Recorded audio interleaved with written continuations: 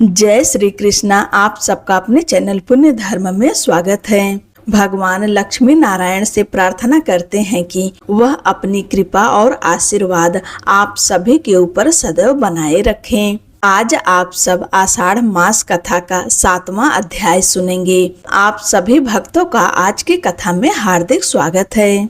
क्या आपने कभी अरुणा वरुणा संगम के बारे में सुना है? यदि नहीं तो आइए आज के इस दिव्य कथा में जानिए। इस प्रसंग में देवर्षि नारद जी ब्रह्मा जी से एक महत्वपूर्ण प्रश्न करते हैं। उनके प्रश्न के उत्तर में श्री ब्रह्मा जी कहते हैं, हे नारद, विश्व विख्यात जन स्थान नाम का एक महान तीर्थ है जिसका विस्तार 4 योजन तक फैला हुआ है। यह ऐसा पवित्र तीर्थ है जिसका केवल स्मरण मात्र से मनुष्यों को मुक्ति प्रदान करने वाला है। ब्रह्मा जी आगे बताते हैं कि प्राचीन काल में वसुत मनु के वंश में जनक नाम के प्रसिद्ध एक धर्मात्मा राजा हुए। उनका विवाह वरुण देव की पुत्री गुणारवा के साथ हुआ था। गुणारवा ऐसी महान एवं पवित्र देवी थीं जो धर्म, अर्थ, काम और मोक्ष इन चारों पुरुषार्थों की सिद्धि कराने वाली थी। राजा जनक भी इन्हीं श्रेष्ठ गुणों से युक्त थे, इसलिए उन्हें अपने गुणों के अनुरूप एक आदर्श और सुयोग्य पत्नी प्राप्त हुई। राजा जनक के राजपुरोहित महान विद्वान विप्रवर याज्ञवल्क्य थे। एक दिन राजा जनक ने अपने राजपुरोहित महर्षि याज्ञवल्क्य से एक अत्यंत गूढ़ प्रश्न किया। उन्होंने कहा, हे द्विज श्रेष्ठ, बड़े बड़े मुनियों ने यह निर्णय किया है कि भोग और मोक्ष दोनों ही श्रेष्ठ हैं, किंतु दोनों में एक अंतर है। भोग अंत में अपना रस खो देता है, जबकि मुक्ति नित्य, शाश्वत और निर्विकार होती है। इसलिए भोग से भी मुक्ति को श्रेष्ठ माना गया है। कृपया बताइए कि भोग का अनुभव करते हुए भी मनुष्य मुक्ति कैसे प्राप्त कर सकता है? सभी प्रकार की आसक्तियों का त्याग करके जो मुक्ति मिलती है वह अत्यंत कठिन साधना से प्राप्त होती है। अतः ऐसा सरल उपाय बताइए जिससे सुख पूर्वक मोक्ष की प्राप्ति हो सके। राजा के इस प्रश्न को सुनकर महर्षि याज्ञवल्क्य बोले, हे राजन, स्वयं भगवान वरुण आपके ससुर, गुरुजन और हितैषी हैं, अतः आप उन्हीं के पास चलिए, वे ही आपको आपके कल्याण का मार्ग बताएंगे। इसके बाद महर्षि याज्ञवल्क्य और राजा जनक दोनों भगवान वरुण के पास पहुँचे। वहां पहुंचकर उन्होंने विनम्रता पूर्वक मोक्ष का मार्ग पूछा। तब भगवान वरुण ने कहा, हे राजन, मुक्ति 2 प्रकार से होती है, एक कर्म के द्वारा और दूसरी कर्म का त्याग करने से। किंतु वेदों ने स्पष्ट रूप से यह निर्णय किया है कि कर्म न करने की अपेक्षा कर्म करना श्रेष्ठ है। धर्म, अर्थ, काम और मोक्ष ये चारों पुरुषार्थ कर्म पर ही आधारित है। कर्म के द्वारा ही मनुष्य अपने सभी उद्देश्यों की सिद्धि करता है। इसलिए प्रत्येक मनुष्य को अपने वर्ण और आश्रम के अनुसार वैदिक कर्मों का अनुष्ठान अवश्य करना चाहिए। इससे इस लोक में भोग भी प्राप्त होता है और अंततः मोक्ष भी। भगवान वरुण बोले, अकर्म की अपेक्षा कर्म अधिक पवित्र है।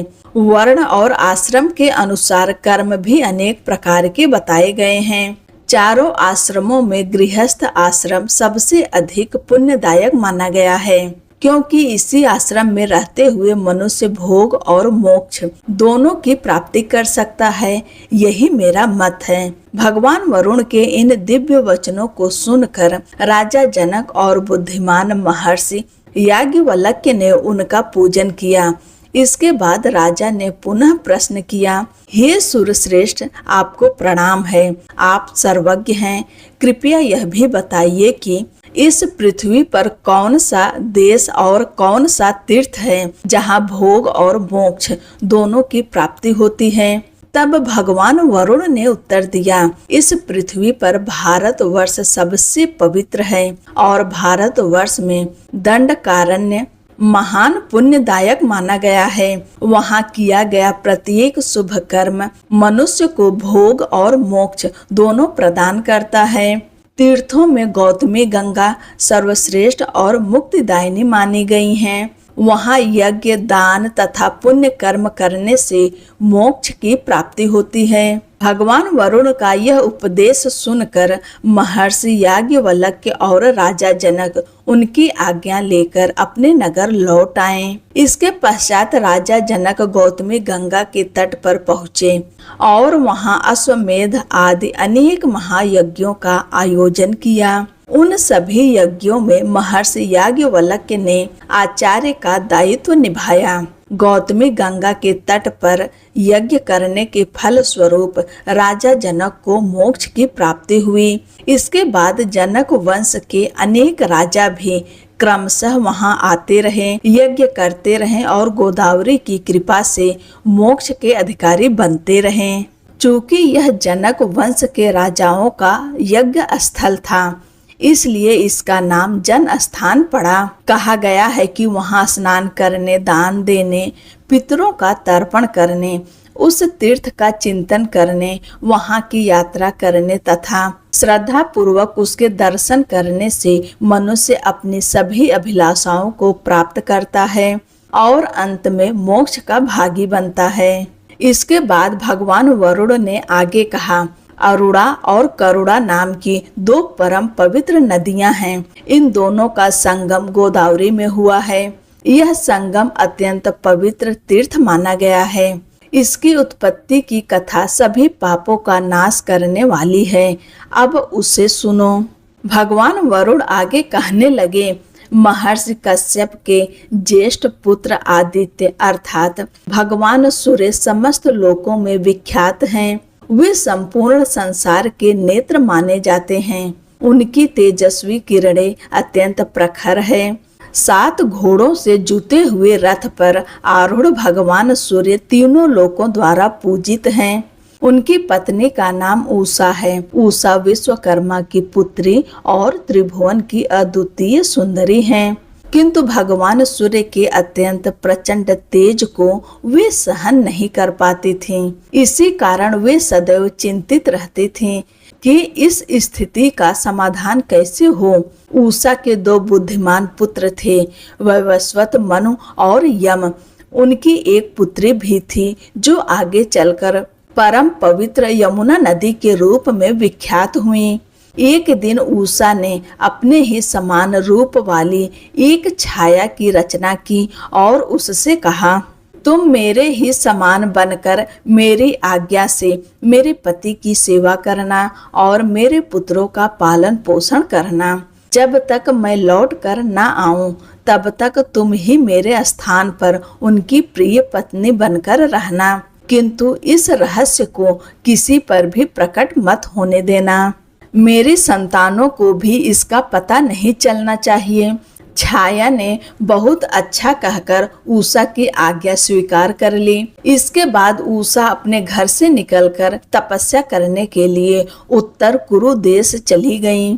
वहां पहुंचकर उन्होंने घोड़ी का रूप धारण किया और अत्यंत कठोर तपस्या आरंभ कर दी। जब भगवान सूर्य को यह ज्ञात हुआ तब उन्होंने भी घोड़े का रूप धारण किया और उषा के पास पहुँचे।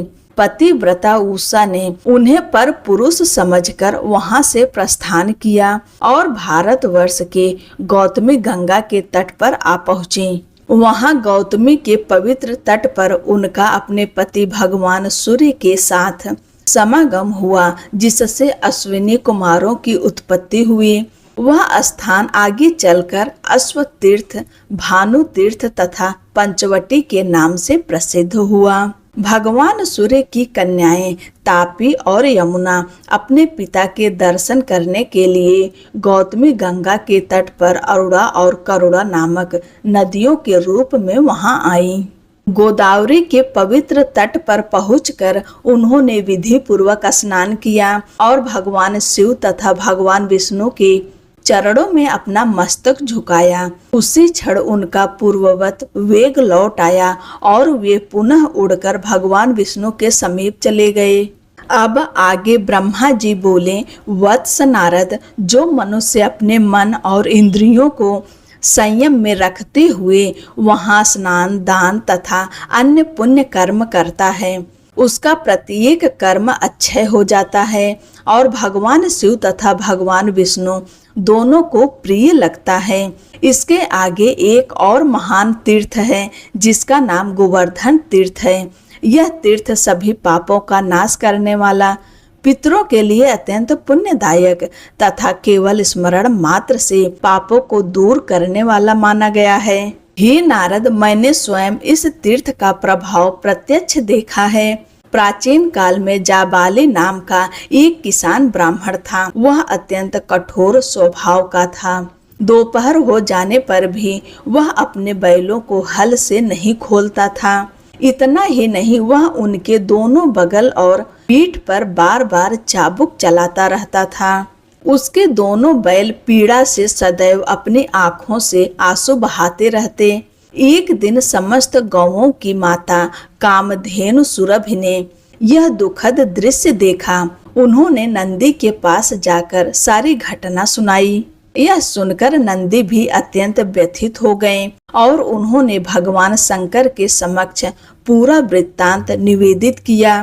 तब भगवान महादेव ने नंदी से कहा, तुम्हारी प्रत्येक बात सिद्ध हो। भगवान शंकर की आज्ञा प्राप्त होते ही नंदी ने समस्त गौ वंश को अपने भीतर समेट लिया। क्षण भर में स्वर्गलोक और मध्य लोक की सभी गौएं अदृश्य हो गईं। जब देवताओं ने यह देखा तो वे अत्यंत चिंतित होकर ब्रह्मा जी के पास पहुँचे और बोले, हे भगवान, गौओं के बिना जीवन संभव नहीं है, कृपया कोई उपाय बताइए। देवताओं की प्रार्थना सुनकर ब्रह्मा जी ने कहा, तुम सब भगवान शंकर के पास जाओ और उनसे प्रार्थना करो। तब सभी देवताओं ने भगवान शंकर की स्तुति की और उन्हें संपूर्ण घटना सुनाई। भगवान महादेव ने उत्तर दिया, इस विषय में तो नंदी ही जानते हैं। इसके बाद सभी देवता नंदीकेश्वर के पास पहुँचे और विनम्र होकर बोले, हे नंदकेश्वर, जगत के कल्याण के लिए हमें गौएं प्रदान कीजिए। तब नंदी ने कहा, गौ यज्ञ करेंगे तभी आपको दिव्य और मानस गौओं की प्राप्ति होगी। नंदी के वचन सुनकर देवताओं ने गौतमी गंगा के पवित्र तट पर विधि पूर्वक गौ यज्ञ का आयोजन किया। उस यज्ञ के प्रभाव से वहां पुनः गौओं की वृद्धि होने लगी। उसी समय से वह पवित्र स्थान गोवर्धन तीर्थ के नाम से प्रसिद्ध हुआ। यह तीर्थ देवताओं की प्रसन्नता बढ़ाने वाला माना जाता है। ब्रह्मा जी बोले, हे मुनि श्रेष्ठ, वहाँ किया गया केवल एक स्नान भी सहस्र गोदान के समान फल प्रदान करता है। इसके आगे की कथा अगले अध्याय में सुनेंगे। अब एक और रहस्यमय कथा सुनिए। पुलस्त जी बोले, प्राचीन सतयुग की बात है। उस समय बलशाली दानवों ने संपूर्ण स्वर्ग लोक पर अधिकार कर लिया था। उन्होंने इंद्र सहित सभी देवताओं को पराजित करके त्रिभुवन का राज्य छीन लिया था। उन दानवों में बास्कली नाम का दानव सबसे अधिक बलवान था। उसने समस्त दानवों को यज्ञों का भोक्ता बना दिया था। यह देखकर देवराज इंद्र अत्यंत दुखी हो गए। वे अपने जीवन से ही निराश होने लगे। उन्होंने मन ही मन विचार किया, ब्रह्मा जी के वरदान के कारण दानव राज बास्कली मेरे और समस्त देवताओं के लिए युद्ध में अवध्य हो गया है। अब ब्रह्मलोक जाकर भगवान ब्रह्मा की ही शरण लेनी चाहिए। उनके अतिरिक्त हमारा कोई सहारा नहीं है। ऐसा निश्चय करके देवराज इंद्र सभी देवताओं को साथ लेकर उसी स्थान पर पहुँचे जहाँ भगवान ब्रह्मा विराजमान थे। वहां पहुंचकर इंद्र ने विनम्रता पूर्वक कहा, हे देव, क्या आप हमारी यह दयनीय दशा नहीं जानते? अब हमारा जीवन कैसे चलेगा? आपके ही वरदान के प्रभाव से दैत्यों ने हमसे सब कुछ छीन लिया है। दुरात्मा बास्कली के सभी अत्याचारों का वर्णन मैं पहले भी आपके समक्ष कर चुका हूँ। हे पितामह, आप ही हमारे पिता हैं। हमारी रक्षा के लिए शीघ्र कोई उपाय कीजिए। संसार से वेद पाठ, यज्ञ और धर्म कर्म समाप्त होते जा रहे हैं। उत्सव और मंगल के कार्य लुप्त होते जा रहे हैं। लोगों ने अध्ययन छोड़ दिया है। दंड नीति भी समाप्त हो गई है। इन सब कारणों से संसार के प्राणी केवल किसी प्रकार जीवन व्यतीत कर रहे हैं। यह संसार पहले ही दुखों से पीड़ित था, अब उसकी दशा और भी अधिक कष्टदायक हो गई। इतने समय से हम सबको अत्यंत ग्लानि और अपमान सहना पड़ा। देवराज इंद्र की व्यथा सुनकर भगवान ब्रह्मा बोले, हे देवराज, मैं भली भांति जानता हूँ कि बाष्कली अत्यंत दुष्ट है और मेरे वरदान को पाकर अहंकार से भर गया है।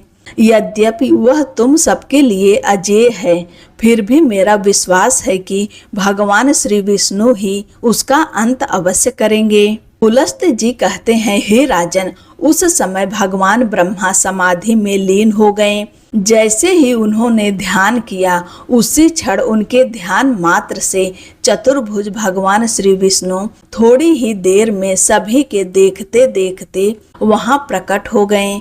भगवान श्री विष्णु ने ब्रह्मा जी से कहा, हे ब्राह्मण, अब इस ध्यान को छोड़ दीजिए। जिनके लिए आप ध्यान कर रहे हैं वही मैं स्वयं आपके सामने उपस्थित हूँ। भगवान श्री विष्णु के दिव्य दर्शन पाकर ब्रह्मा जी अत्यंत प्रसन्न हुए और बोले, हे स्वामी, आपने यहाँ आकर मुझे दर्शन दिए, यह आपकी असीम कृपा है। इस समस्त संसार की जितनी चिंता आपको है उतनी और किसी को कैसे हो सकती है। आपने मेरी उत्पत्ति भी जगत के कल्याण के लिए ही की थी। आज जब संसार इस प्रकार संकट में है, तब आपका यहाँ पधारना कोई आश्चर्य की बात नहीं है। हे प्रभु, संपूर्ण विश्व के पालन का कार्य आपके ही अधीन है। दानव राज बाष्कली ने देवराज इंद्र का राज्य छीन लिया है और समस्त चराचर प्राणियों सहित तीनों लोकों पर अपना अधिकार कर लिया है। इसलिए हे केशव, अब आप ही कोई उपाय बताकर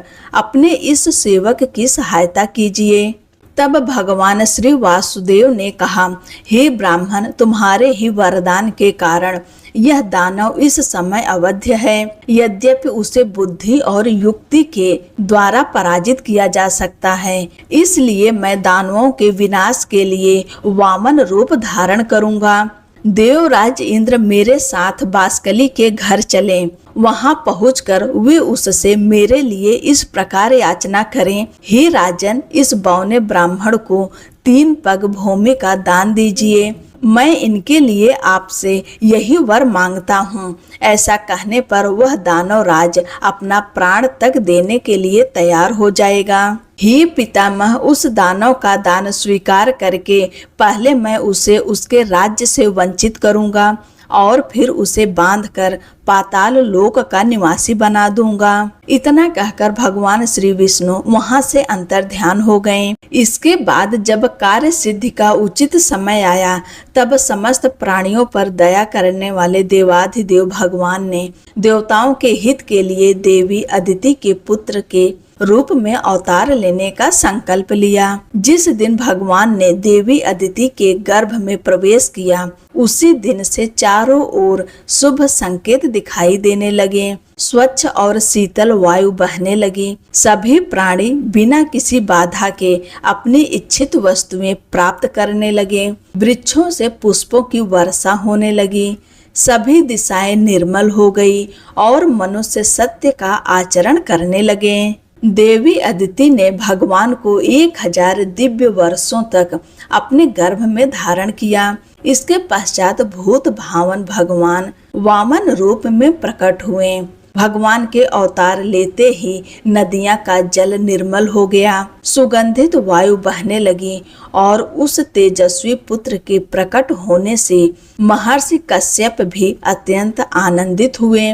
तीनों लोकों में रहने वाले सभी प्राणियों के हृदय में अपूर्व उत्साह का संचार हो गया। भगवान जनार्दन के प्रादुर्भाव के साथ ही स्वर्ग लोक में नगाड़े बज उठे। अत्यधिक हर्ष के कारण त्रिलोकी का मोह और दुख दूर हो गया। गंधर्व मधुर स्वर में भगवान का गुणगान करने लगे। कोई ऊंचे स्वर में भगवान की जय जयकार कर रहा था, कोई अत्यंत हर्ष से भरकर बार बार भगवान का साधुवाद कर रहा था और कुछ लोग जन्म, भय, बुढ़ापा तथा मृत्यु के बंधन से मुक्त होने के लिए भगवान का ध्यान करने लगे। इस प्रकार भगवान वामन के प्रकट होने से संपूर्ण जगत आनंद और उत्सव से भर उठा। देवता भी मन ही मन विचार करने लगे, ये स्वयं परमात्मा श्री विष्णु हैं।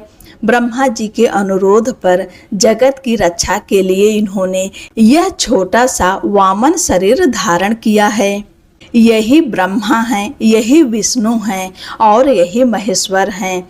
देवता, यज्ञ और स्वर्ग सब कुछ यही है, इसमें तनिक भी संदेह नहीं है। यह संपूर्ण चराचर जगत भगवान श्री विष्णु से ही व्याप्त है। यद्यपि भगवान एक ही हैं, फिर भी वे अनेक रूप धारण करके विभिन्न नामों से विख्यात होते हैं। जैसे अनेक रंगों वाली वस्तुओं के समीप रहने पर स्फटिक मणि अनेक रंगों वाली प्रतीत होती है, उसी प्रकार माया और गुणों के संसर्ग से स्वयंभू परमात्मा अनेक रूपों में दिखाई देते हैं। अब यही भगवान सभी प्रकार से देवताओं का कार्य सिद्ध करेंगे।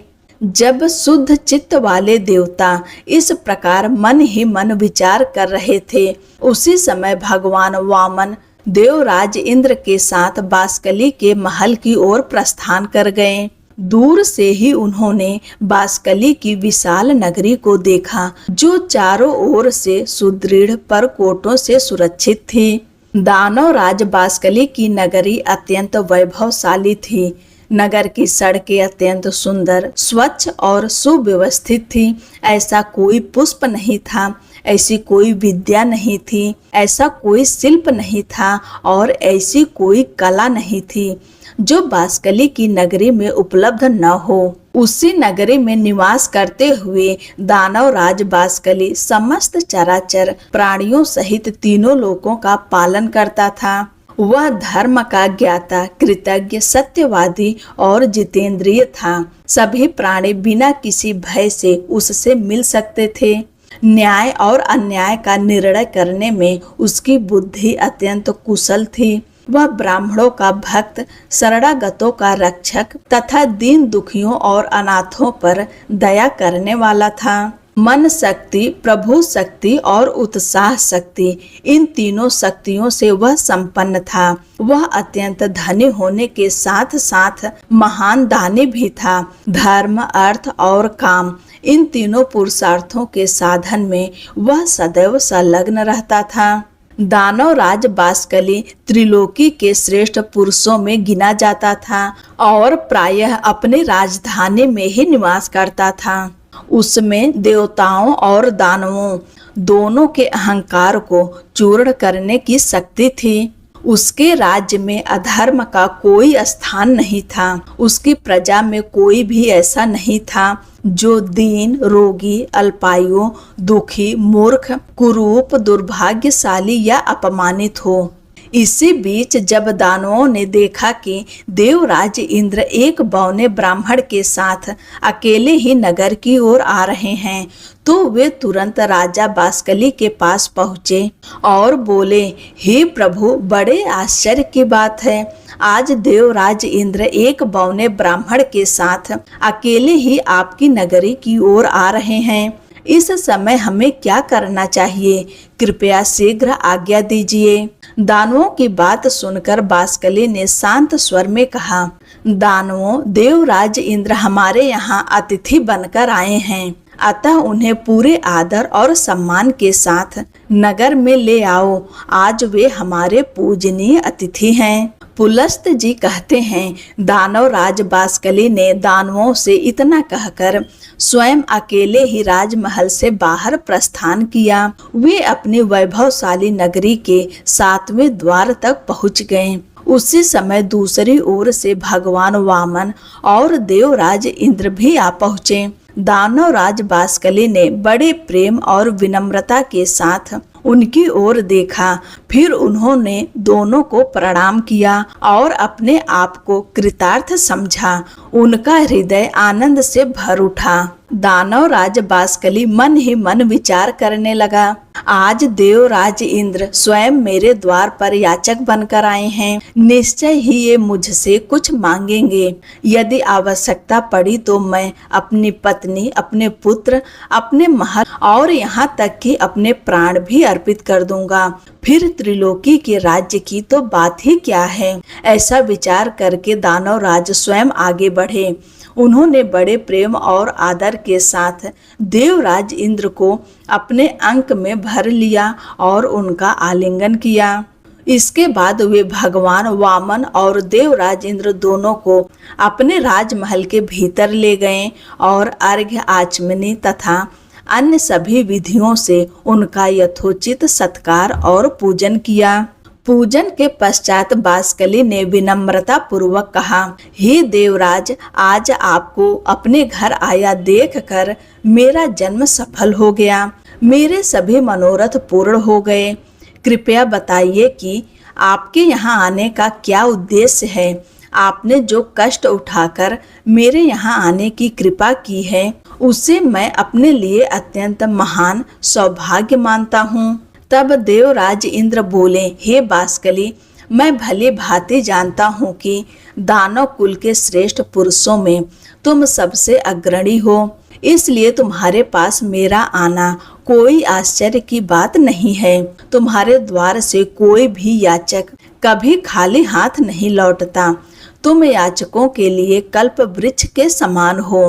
तुम्हारे समान दानी दूसरा कोई नहीं है। तेज से तुम सूर्य के समान हो, गंभीरता में सागर के समान हो और क्षमाशील में तुम्हारी तुलना स्वयं पृथ्वी से की जाती है। यह ब्राह्मण देवता वामन महर्षि कश्यप के श्रेष्ठ कुल में उत्पन्न हुए हैं।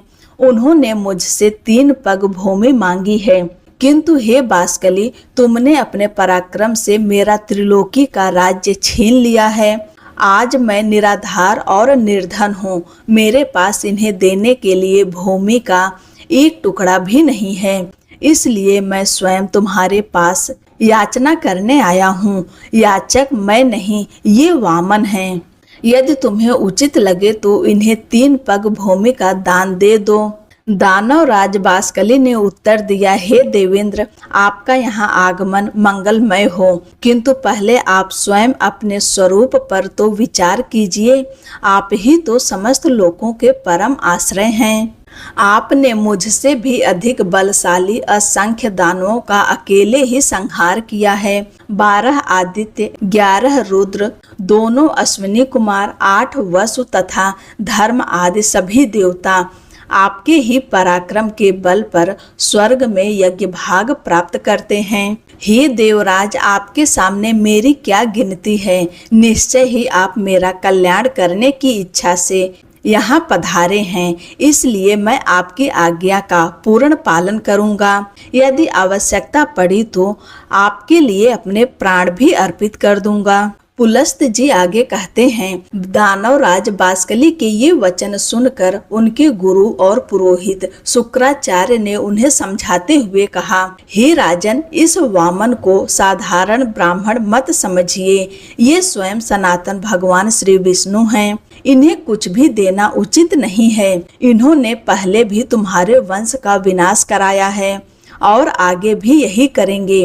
अपनी माया से इन्होंने अनेक बार दानवों को परास्त किया है और उसी माया से आज बौने ब्राह्मण का रूप धारण करके तुम्हारे सामने आए हैं।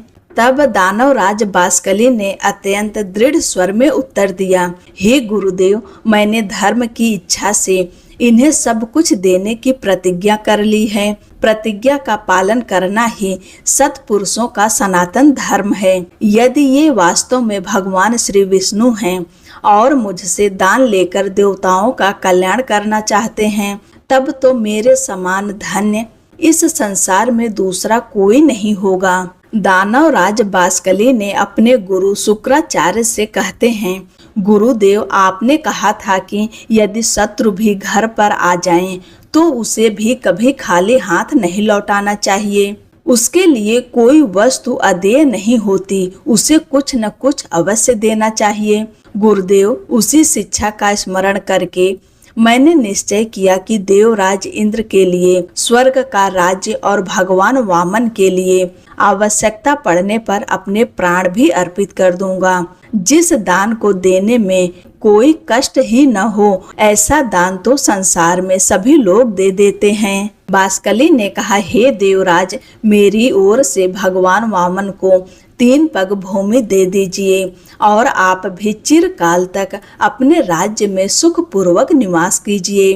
पुलस्त जी कहते हैं, इतना कहकर दानवराज बाष्कली ने अपने हाथ में जल लिया और संकल्प करते हुए कहा, साक्षात श्री हरि मुझ पर प्रसन्न हो।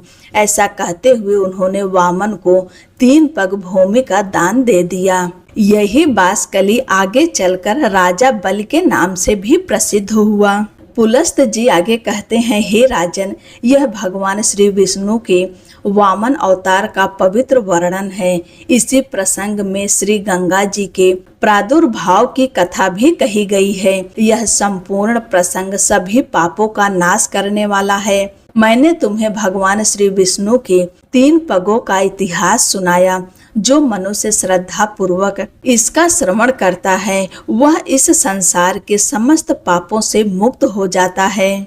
आज की कथा यहीं पर समाप्त होती है। आगे की कथा आने वाली वीडियो में सुनिएगा। तब तक के लिए जय श्री कृष्णा, राधे राधे।